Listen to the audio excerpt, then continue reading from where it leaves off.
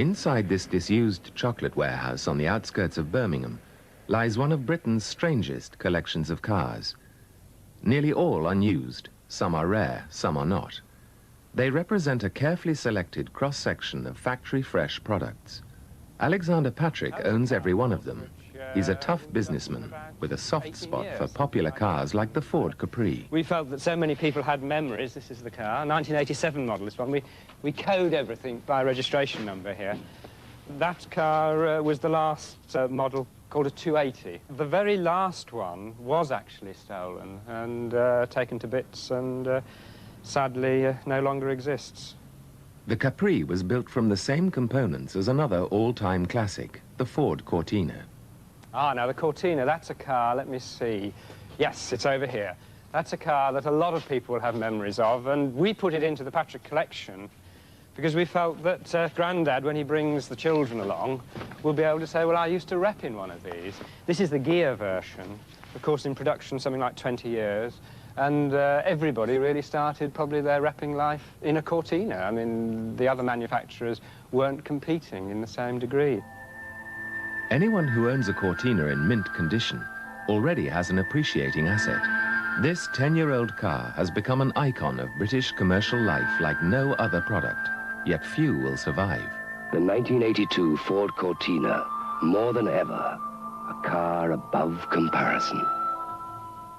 Rather than shrink-wrapping his collection, Alexander Patrick makes sure all his cars are kept in running order. But will this ever be a classic? What I suppose has always been thought as a joke car, but actually is now beginning to be taken rather more seriously. And so it's interesting how attitudes change about vehicles and so on. Skoda is one of Europe's oldest manufacturing companies. In 1983, 171,408 cars were made at Mladá Boleslav.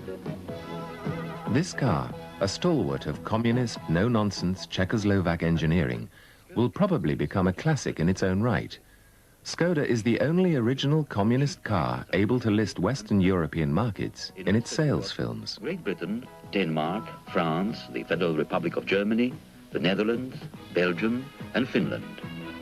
The popular motor cars, which are made in their hundreds of thousands, tend to be the ones that nobody cares or thinks about. And yet they're the ones that most people can associate with. And this is the important factor. If people can associate with something, then when they come around the Patrick collection, for instance, they can say, oh, I'd love a Ferrari GTO, that's my dream motor car. But I do remember this, and I remember we went off on a holiday and it broke down on Porlock Hill or whatever.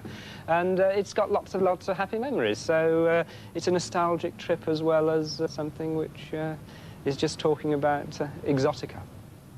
Unlike Alice Rawsthorne's zany Escargot, the Japanese cars here are startling for their ordinariness.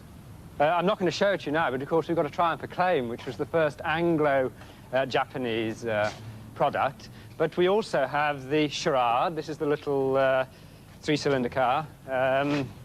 Beautifully prepared, lovely engine, well made and manufactured, and entirely reliable. So that's a small family motor car, which the Japanese are so good at making. And then, of course, we go through from that to the Mazda RX-7. Now, you probably remember that NSU pioneered the rotary engine. But now I think the only manufacturer that actually fits a rotary engine is Mazda, and they've kept true to it. Now, this is one of their early sports models. And the RX-7, there is a new version of it now, but this is the previous version. This one's been turbocharged. A very nice, very pleasant motor car to drive, and an illustration of how the Japanese are moving on.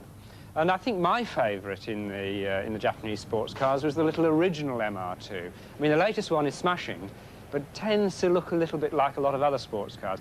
The original MR2 was what I felt took the mantle of the MG Midget, the British sports car, and was the first really successful Japanese sports car.